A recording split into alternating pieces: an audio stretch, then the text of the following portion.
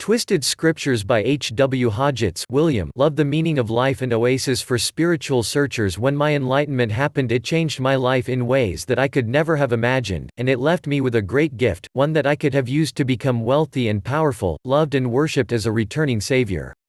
I could have just stayed silent and lived out the rest of my life experiencing the beauty, peace and inner pleasure of perfect love that had come from enlightenment. Or I could share with the world the truth that I had discovered, and this is what I choose to do regardless of what I will have to endure.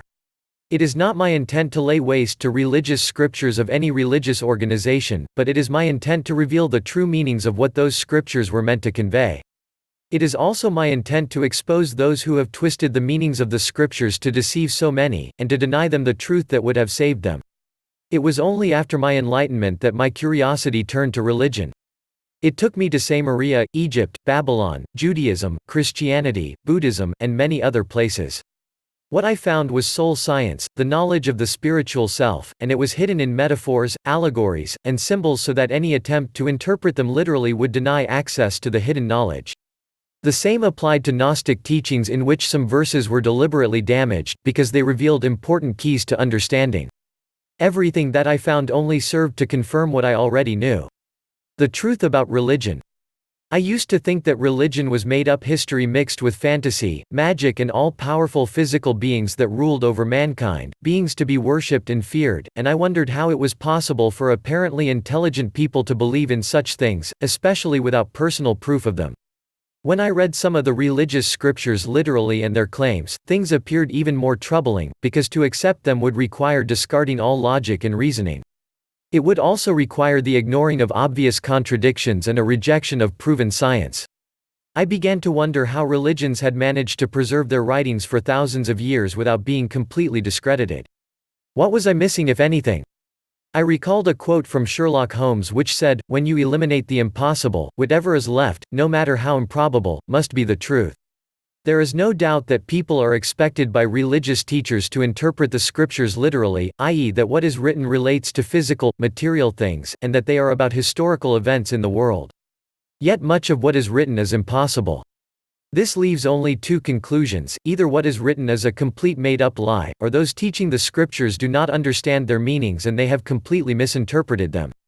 When interpreted correctly, the scriptures are found to be flawless and full of truth. The purpose of religion.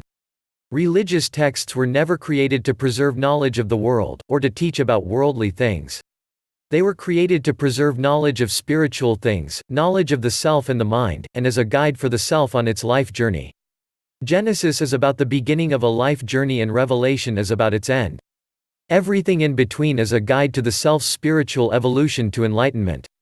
All true religions show the way to enlightenment and the fully empowered self, empowered by love, truth and understanding.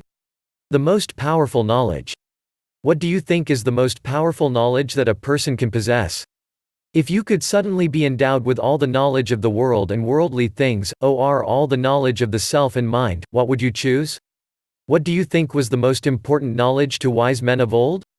Religion began with the study of the self and mind, and with this came an understanding of behavior and its reason. To know and understand the self is to know and understand everyone else. Religion began with the scientific study of the human mind and its functions, especially those affecting behavior in a given context. We refer to that body of knowledge as psychology.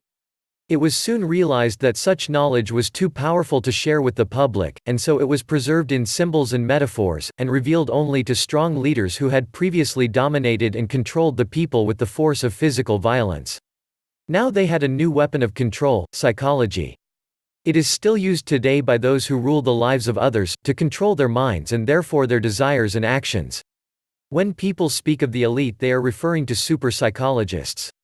Weaponized psychology is everywhere, and we have all become victims of it. It is like an invisible force, not seen but felt. The knowledge was supposed to empower people, to set them free, but it has been hidden and weaponized. Instead of the gospel of the kingdom of heaven, people have been given the gospel of the kingdom of hell. But that will change with another new and final testament. They have taken something beautiful and covered it with corruption, and they have taken something corrupt and covered it with beauty. It is time to lift the veil. I have a lot of interpreting to do, and on my table now I have Genesis, Revelations and the Gospel of Mary, all in progress. The Gospel of Thomas is already done, but I have not revealed everything in it yet. What I give is given freely. I ask for nothing, and I am open to any questions or inquirers. We are all blessed to be living in these days of revelation, when love and truth are given a voice.